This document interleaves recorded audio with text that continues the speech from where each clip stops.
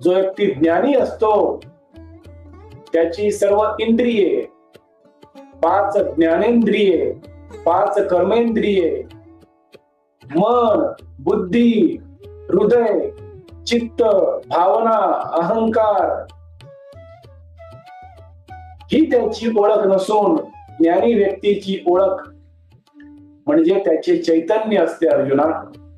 तो फक्त त्याच्या चैतन्याशी, आत्म्याची, सर्वांची ओळख करून देतो अर्जुना. त्यामुळे तू चैतन्याच्या स्तरावर, आत्म्याच्या स्तरावर म्हणजेच जीवनाच्या सर्वोच्च स्तरावर जगण्याची सुरुवात कर आणि त्याची ओळख करून घे, त्याची जाणीव ठेव, त्याबद्दल जागरूक राहा अर्जुना. अशा प्रकारचे दिव्य ज्ञान भगवान श्रीकृष्ण अर्जुनाला कुरुक्षेत्राच्या